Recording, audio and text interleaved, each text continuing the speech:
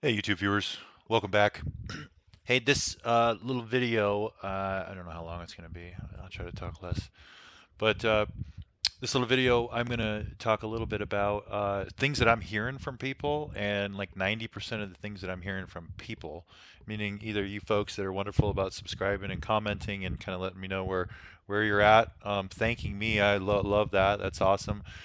Share this though, like more than anything, share these videos with people that you know that are asking you questions or that are just completely unsure about what's going on. Many times these people are really worried. This is a really emotional situation. I mean, there's what, 500,000 people that are on level, some sort of notice. So that creates a lot of worry, a lot of confusion, and then to top all of that off, we're not getting any information out of anybody, right? The people who are in charge of these situations many times purposefully don't say things out loud too many times because it's an ever-changing environment, right? The other thing that they'll only tell you is they'll only tell you what they know to have pretty much darn close to been true. And the only way they know that is if they look back 36 hours.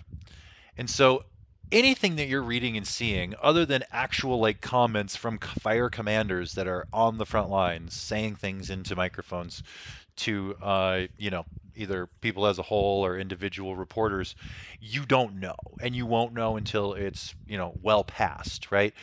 The other problem that people are finding is that there's a lot of sensationalism that's being put out there. And don't get me wrong, this is an unprecedented, like, worst case scenario from a fire standpoint in the developed world, right? We see these things in California every so often. We see these things in Australia far too much. But like really, this is a big time bad one for us here in the Pacific Northwest. So we're not getting any information. I want to show you some of the information that I say their local leaders, state leaders, are trying to help people with. First of all, wildfire.oregon.gov. Okay, there's a lot of good information in here about, hey, you should leave, you should go, you should be ready to go. Check out, here's things about smoke, here's reasons that you need to go, here are the roads that are closed, that so you don't go that way. Here's the emergency lodging to a place that you should go. Like all of that, really good stuff. That's the place where a lot of people just need that general sense of direction. Uh, they also give you a link to the dashboard, which I just had up here, which is okay. I mean, it helps name some of these things. It helps pop some of them up. It helps show what the evacuation levels are like, but it's not telling us very much. And what it is telling us, it told us this 36 hours ago.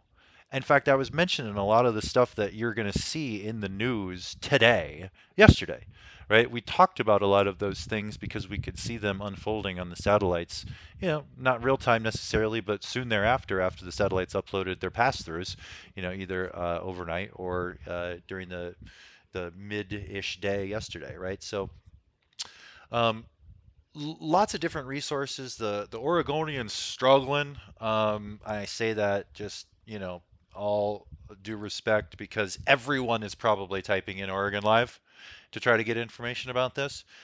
So they're having some server issues. I was trying to get this project's OregonLive.com wildfires map up earlier because they were touting it as updated every 30 minutes with information from all the leaders and local and county and state, and this is nothing. Like this is telling me zero.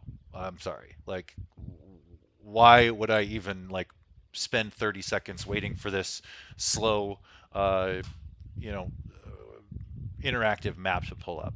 I could go to the dashboard and I can do the same thing, probably get the same limited, although important information that's in these. I specifically like looking at, kind of the history of the fire and maybe also, how many firefighters or resources we've got collectively on it. That's a very positive thing. And when I look over here on Beachy Creek, you can see we scroll down. Yeah, they're counting acres, they're calculating them, they're redrawing lines. But look at this date. I mean, this date was 20 hours ago when the update came through. 20 hours ago. We have satellite. We have two pass-throughs of satellites that have gone through since then that we have a pretty good understanding of how to interpret. 487 total incident personnel. Oh, it gives you the type of team, right? I'm not quite totally familiar with what exactly these teams are going to be doing, but type 2 team is going to be a specialized team. It's not going to be local firefighters, trying to hose down the bridge to keep it from burning. These are going to be professional, probably U.S. Forest Service firefighters that are, either hotspot smoke jumpers, or they're being put in to dig trenches and ditches, and really build lines for the fire to kind of burn itself out. Uh, at least that would be my opinion and understanding. Um, We've also got, as we know, some aerial, as of just seeing some photos from the different news sources. We've got some aerial firefighting that's been able to happen, which is really positive. I don't know how possible that's going to be when we really start to see more smoke, but at the same time, we'll be able to fly them in from a different direction then, so that'll be, potentially positive. The other one is InsaWeb. Here's InsaWeb. Like, ugh, this is even more pathetic. But if you click on InsaWeb and you see, like, okay, the Archie Creek fire, like, this was updated like yesterday morning.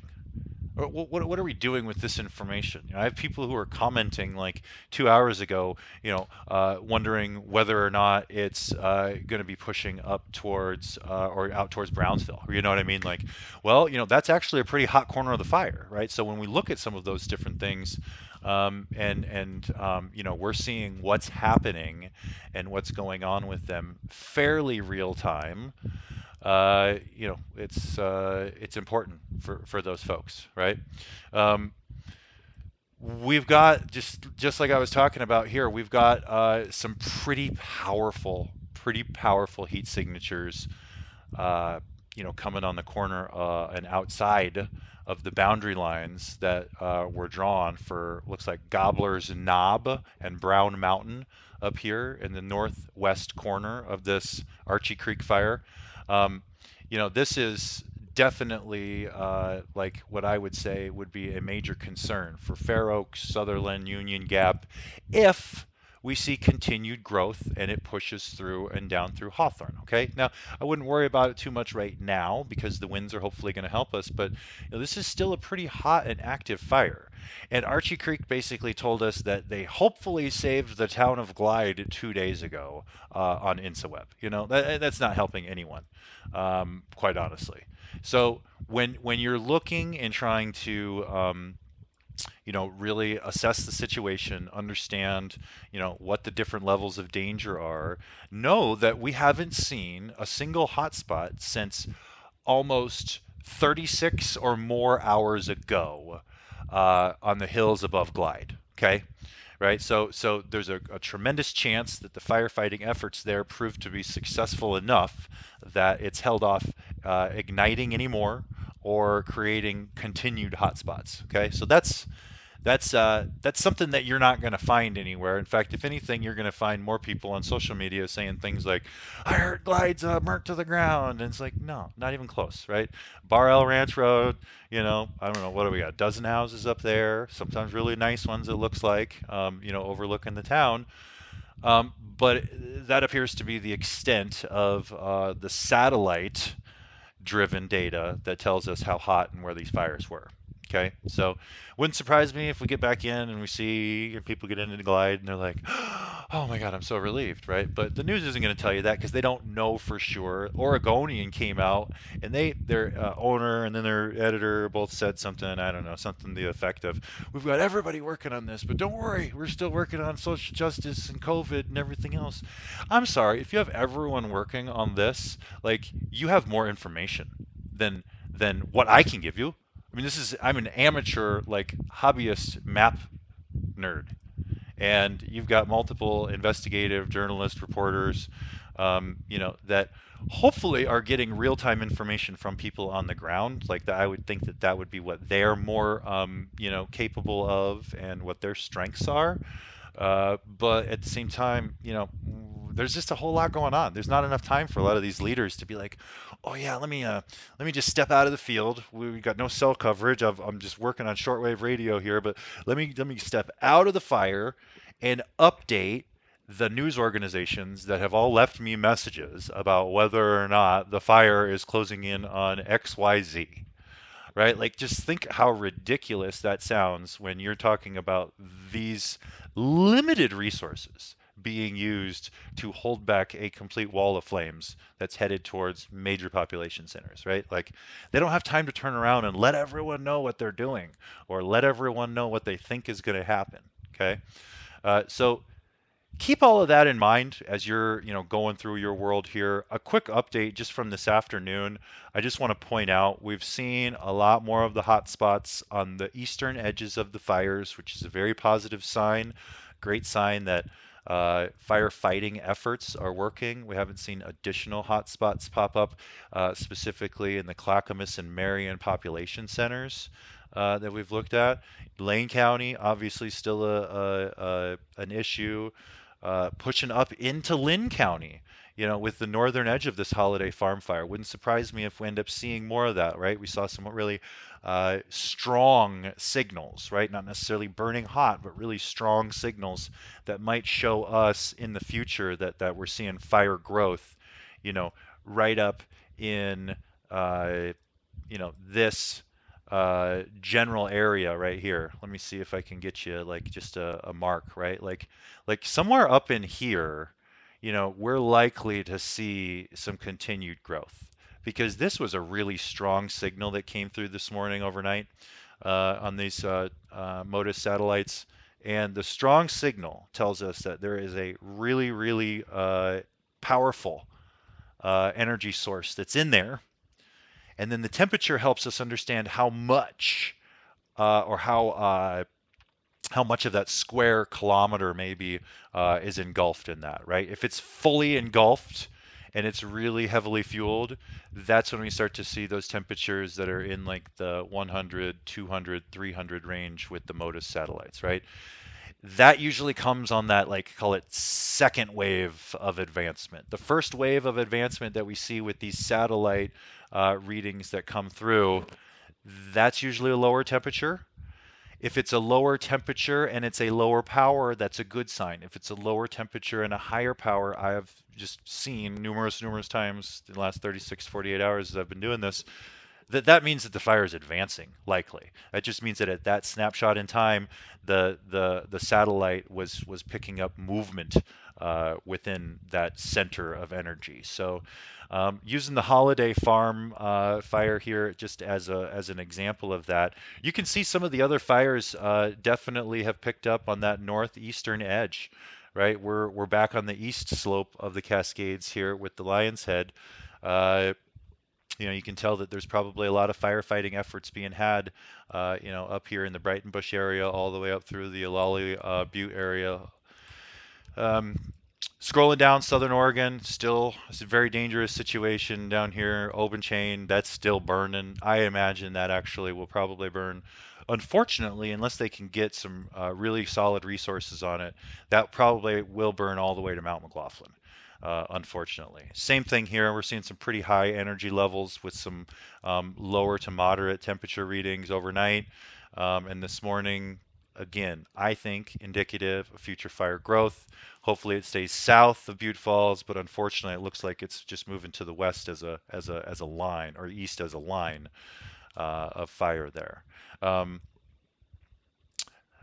the last thing that I just want to mention is the smoke, right? Everyone's kind of in it right now, Central Oregon for sure.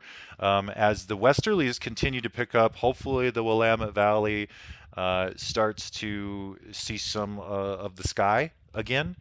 It's super unhealthy. Don't be outside if you don't have to. There's no real reason, to be putting yourself in any sort of danger. I just was reading some of the other news roundups. Like Mayor of Detroit says, "Hey, we can't go back. Don't go back. Don't go back." So don't go back. I mean, there's no reason to go back. At least at this point in time, it's either there or it's not. I would just encourage you to think about, the future as opposed to 36 hours ago, which the news is going to have you think about. They're going to sensationalize because ultimately, yeah, do they want to make sure that you're well informed and protected? Yes, sure. But more importantly, wants you to stay subscribing or stay clicking on their site and their ads, right? And so they're gonna tell you things that they think are gonna grab headlines and bring you in. Where you can pull up data for yourself and you can see, and many times calm yourself just in the understanding of how this base case scenario likely plays out as we go forward, which is positive. A lot of question marks with the weather, but I think it's a matter of kind of taking it an hour at a time, a day at a time, as we kind of fight our way through this and come through some recovery phase.